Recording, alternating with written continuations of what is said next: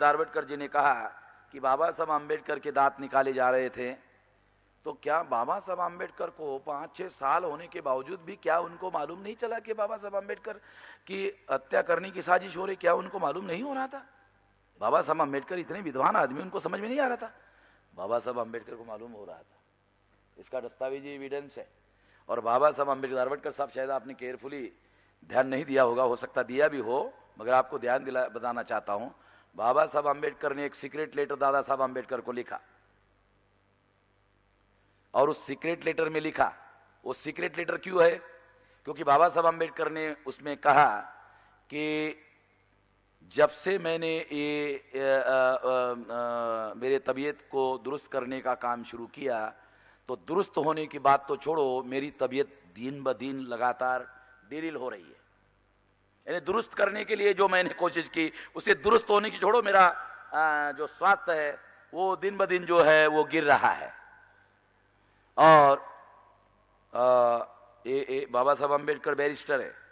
Barrister का मतलब है वो क्रिमिनल केसेस के जानकार आदमी हैं, एक्सपर्ट आदमी हैं। वो कोर्ट में केसेस, उन्होंने क्रिमिनल के केसेस उन्होंने लड़े हैं, तो वो व्यक्ति क्रिमिनल बातों को भी समझते हैं।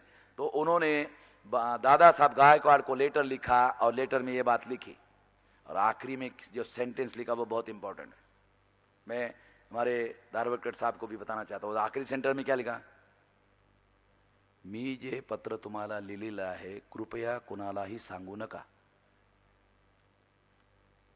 बराबर है? तो इसका मतलब यह है कि बाबा साहब आम्बेडकर को ये आशंका हुई।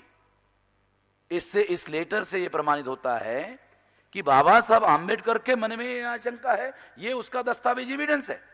अब सवाल यह है कि बाबा साहब आम्बेडकर ने लेटर लिखा भी और उसकी चर्चा करने के लिए भी मना किया। ऐसा क्यों किया?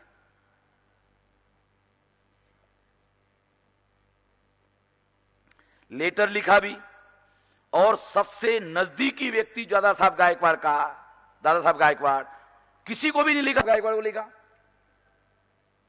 और वो लेटर उन्होंने लिखा और कहा इस पर चर्चा आप मत करो। इसके अगर विश्लेषण में किया जाए तो पता चलेगा इसका क्या अर्थ है। इसका अर्थ यह है कि बाबा साहब आम्बेडकर कुछ दस्तावेज, इससे संबंधित दस्तावेज तैयार कर रहे थे, और वो दस्तावेज सुरक्षित रहने चाहिए, इसलिए वो दादा साहब गायकवाड़ के पास भेज रहे थे। The reflection of mind. Baba Saheb Ambedkar के मन में बहुत सारी बातों की जो आशंका हो रही है, वो माई को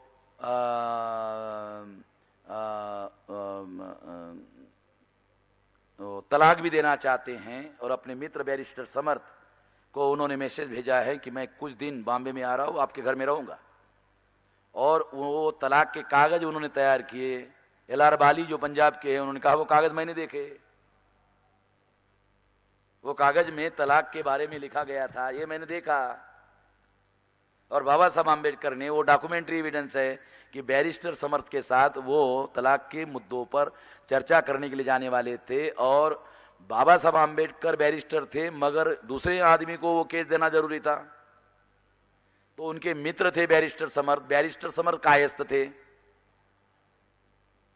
बैरिस्टर समर्थ जो थे वो कायस्थ थे, ब्राह्मण नहीं थे। नाम की वजह से थोड़ा सा मतलब कंफ्यूजन होता है, मगर वो कायस्थ थे।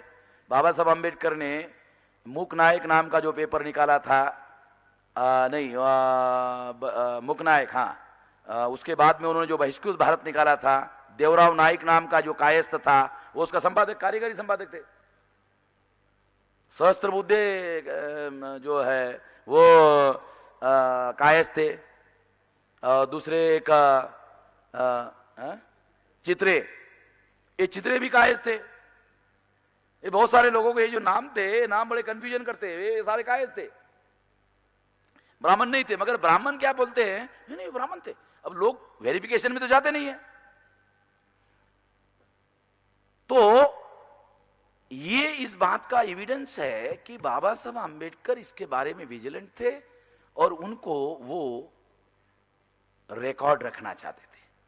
और दूसरी एक महत्वपूर्ण बात कि ये जो लेटर है ये लेटर शायद उन्होंने एक जगह भेजने के बजाय शायद एक दो जगह उसको रिकॉर्ड रखने की कोशिश की। इससे प्रमाणित होता है कि वो विजिलेंट थे। दूसरी एक महत्वपूर्ण बात मैं आपको बताना चाहता हूं कि बाबा साहब आंबेडकर को अपना स्वास्थ्य गिर रहा है दुरुस्त होने के बजाय उनके मन में आशंका है, और दूसरी तरफ माई का जो